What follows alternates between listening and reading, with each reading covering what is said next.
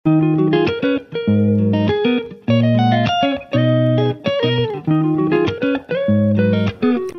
ভিডিওটাও স্টার্ট করলাম কিন্তু স্টেশন থেকে, শুধু স্টেশনের মধ্যে আলাদা স্টেশন। আজকের ভিডিওটা স্টার্ট করলাম একদম চুড়াইবাড়ি স্টেশন থেকে। তো আমরা যাচ্ছি একটু বাইরে, মানে চুড়াইবাড়িটা যেহেতু খুব ছোট জায়গা, তো এখানে কোনো কিছু কেনাকাটা করতে হলে বাজারহাট করার জন্য কিন্তু ধর্মনগর যেতে হয়। তো আমরাও যাচ্ছি ধর্মনগর কিছু কিছু জিনিস বাড়িতে দরকারি তার জন্য আনতে। তো আমি তো যাচ্ছি ওদের সাথে। আমাকে বললো তুমি এসেছো যখন, তুমিও আছো যখন, তুমিও চলো, আমরা কেনাকাটি করব, তুমি আমাদের সাথে যাবে। তো দেখো আমরা চুড়াইবাড়ি স্টেশনে এসে বেশ অনেকক্ষণ ট্রেনের অপেক্ষা করছিলাম। তারপরে চলে এসেছে আমাদের ট্রেনে চেপে আমরা পৌঁছেও গেলাম ধর্মনগর। চুড়াইবাড়ি থেকে একটাই স্টপেজ ধর্মনগর, আর ওখানে লোকাল ট্রেনে যাতায়াত করে সবাই। আর লোকাল ট্রেনটা কিন্তু ভালোও লাগে, লোকাল ট্রেনে যাতায়াত করতে আমার তো খুবই ভালো লাগে। অনেক বছর আগে কলকাতাতে করেছিলাম লোকাল ট্রেনে যাতায়াত, তারপরে তো আর আমাদের এদিকে তো লোকাল ট্রেনটা নেই। হ্যাঁ, একটা ডেমো ট্রেন এখন আছে যেটা প্যাসেঞ্জার বলতে পারো, কিন্তু বেঙ্গলের যেসব লোকাল ট্রেন ওগুলোর কিন্তু কথাই আলাদা। তো দেখো আমরা পৌঁছে গেলাম ধর্মনগর। আর আমার ভাগ্নি হলো খুব লাজুকে একটা মেয়ে। ও কোনো দিন ভিডিওতে ক্যামেরার সামনে আসতেই চায় না। ভিডিওতে যদি আসে তো দেখবে মুখ লুকিয়ে আসছে, ফটোও যদি ওর সাথে উঠানো হয় ও নিজের মুখটা একটা ইমোজি দিয়ে ঢেকে দেয়। তো যাই হোক, কেন জানো ক্যামেরার সামনে আসতেই চায় না। তো যাই হোক, আমরা ধর্মনগর এসে কিন্তু প্রথমেই গেলাম আমরা একটা মন্দিরে, একটা কালী মন্দির। তো মন্দিরের দরজাটা না বন্ধ ছিল।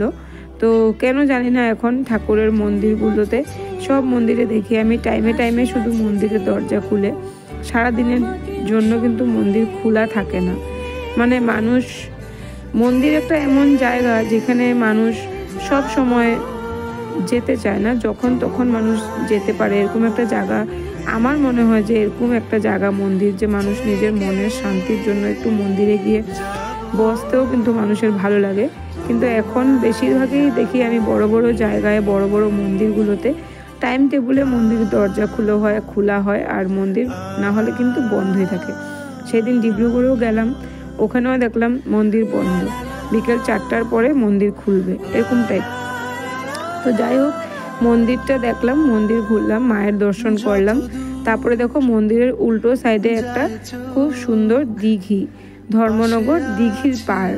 তো খুবই সুন্দর দিঘিটার চারিদিকটা, খুব বড় একটা দিঘির মধ্যেখানে দেখো একটা খুব বড় করে একটা বাবা ভোলেনাথের মূর্তি বানানো আছে জলের মধ্যে।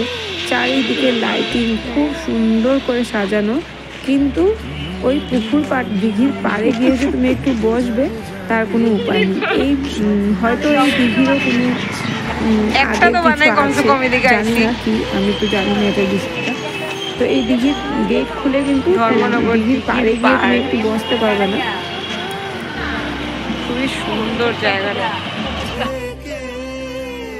বাইরের থেকেই এই অপরূপ দৃশ্যটা দেখে তুমি চোখ শান্তি করো। কিন্তু সামনে গিয়ে যে তুমি দিঘির পাড়ে একটু বসবে, একটু জলটা ধরবে, একটু অনেক মাছ, এই পুকুরে অনেক লাল লাল মাছকে একটু দানা দেবে, এই জিনিসটা করতে পারবে না। বাইরের থেকেই করো, তুমি ভিতরে ঢুকতে পারবে না। কেন জানি না, এটা হয়তো কিছু ঘটনা আছে, এই দিঘিটারও কিছু ঘটনা আছে হয়তো। তো আমরা বাইরের থেকেই দেখছি, খুবই সুন্দর।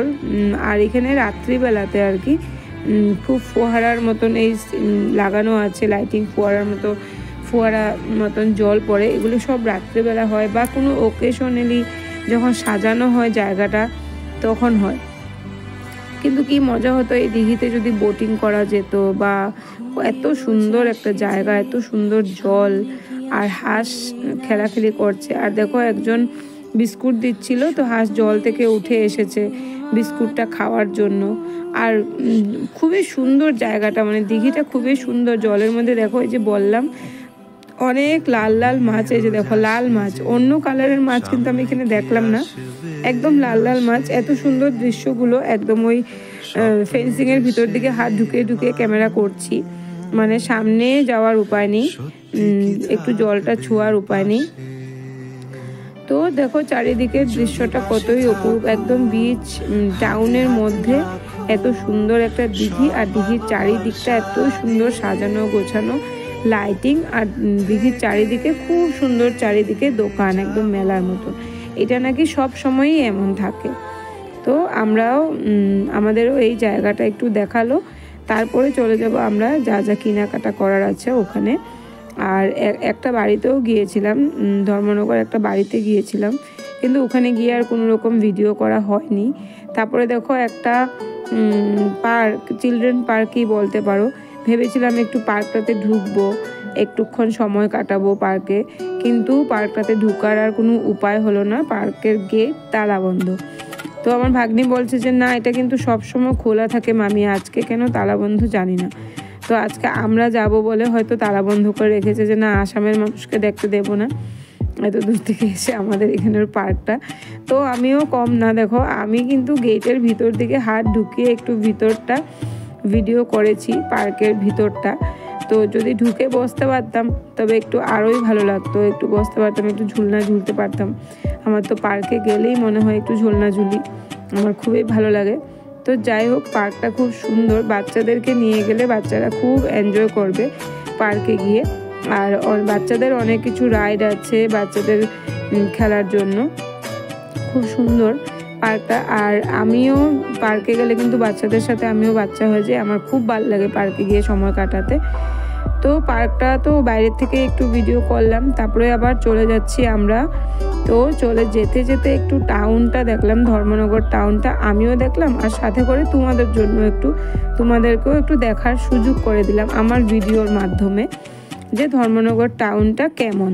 তো অন্যদিকে টাউনটা তো যাইনি, এই জায়গাটাই একটু সামনে, ওই দিঘির পাড়ের সামনাসামনি আর কি টাউনটা একটু ভিডিও করলাম। আর খুবই সুন্দর, একটু যদি সময় থাকতো আমাদের হাতে তো একটু ভালোভাবে ঘোরাফেরা যেত। তো আমরা যেহেতু আমাদের হাতে সময় খুবই কম, আর বাড়ির জন্য কেনাকাটা করতে হবে, তার জন্য এমনভাবে কিন্তু ঘোরাঘুরি করতে পারিনি। তারপরে আমরা চলে গেলাম একটু বিশালে, আমাদের যা টুকিটাকি কেনাকাটা করার ছিল ওইটা কেনাকাটা করার জন্য চলে গেলাম বিশালে। আর আমার দুই ভাগ্নি, আমার আরেক দিদি, ওরা সব কেনাকাটা করছে, আর আমি আমার কাজ করছি। আমি যে কাজটা আমি করি, এই কাজটা আমি করছি, মানে আমার কাজ বলতে ভিডিও করা।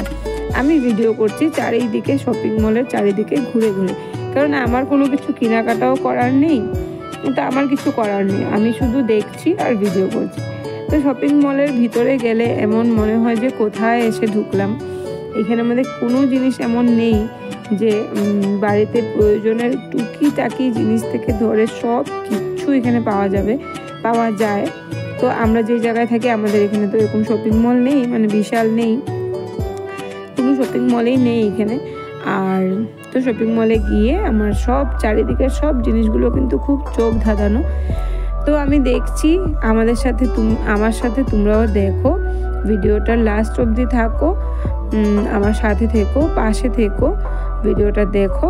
আর যদি ভিডিওটা দেখে ভিডিওটার কোনো অংশ তোমাদের ভালো লেগে থাকে তবে অবশ্যই চ্যানেলটা ছেড়ে যাওয়ার আগে চ্যানেলটাকে সাবস্ক্রাইব করে পাশে থাকা বেল আইকনটা প্রেস করে দিও, যাতে নিত্য নতুন ভিডিও নোটিফিকেশন তোমরা পেয়ে যাও। আর কোনো নতুন বন্ধু এসে থাকলে আমার ভিডিওর কোনো অংশ দেখে যদি তোমাদের ভালো লাগে তবে চ্যানেলটা ছেড়ে যাওয়ার আগে চ্যানেলটাকে সাবস্ক্রাইব করে পাশে থাকা বেল আইকনটা প্রেস করে দিও। তো সবাই ভালো থাকবে, সুস্থ থাকবে, আর দেখা হবে পরবর্তী আর একটা নতুন ভিডিওর সাথে। আর এই ভিডিওটা কিন্তু এখনো শেষ হয়নি, তো ভিডিওটা শেষ অবধি থাকো, ভিডিওটা দেখো। আর ভিডিওটা কেমন লাগলো আমাকে কমেন্টের মাধ্যমে জানাতে কিন্তু একদম ভুলো না। তো আর আমি কথা বলছি না, এবার তোমরা ভিডিওটা দেখো তোমাদের সাথে। আমিও একটু এই শপিং মলের ভিডিওটা আবার দেখে নিই।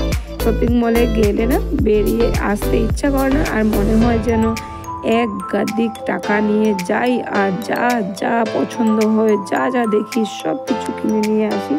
আমার তো এমনটাই মনে হয়, তাই আমি কোনো মলে যাই না, সব জিনিসই পছন্দ হয়ে যায়। তারপরে যখন উপরে দামের ট্যাগটা লাগানো থাকে ওটা দেখি, তারপরে অটোমেটিক জিনিসটা রেখে আবার চলে আসি। আর শপিং মলে গিয়ে শপিং করতে তো খুব ভালো লাগে, কিন্তু একদম আনলিমিটেড টাকা নিয়ে গিয়ে শপিং ব্যাগ ঘুরিয়ে শপিং করে আনতে খুব ভালো লাগে। হিসাব করে করে শপিং করাটা একটু কষ্ট হয়ে যায়। তো যাই হোক, অনেক জিনিস দেখলাম, অনেক সুন্দর সুন্দর জিনিস দেখলাম। এই হারটা দেখো কত বড় একটা রেড কালারের হার, তো ভালো লাগলো। তো দেখতে থাকো ভিডিওটা লাস্ট অবধি। আর আমি কথা বলছি না, একটু সাইলেন্ট হয়ে গেলাম।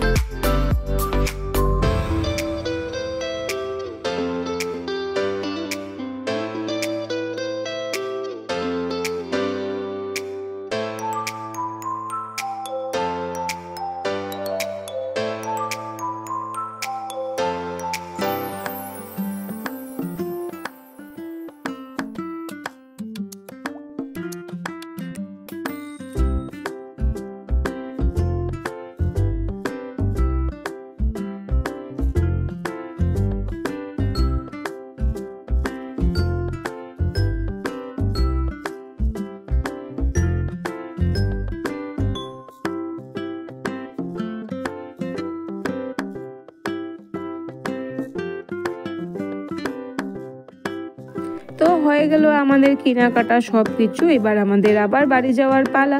তো আজকের ভিডিওটা এই পর্যন্তই। আমি এই সারা শপিং মল ঘুরে কিন্তু শুধু কিনেছি একটা পার্স। তো আজকের ভিডিওটা এই পর্যন্তই, দেখা হবে পরবর্তী আর একটা নতুন ভিডিওর সাথে। তো সবাই ভালো থেকো, সুস্থ থেকো, হাসি খুশি থেকো, টাটা।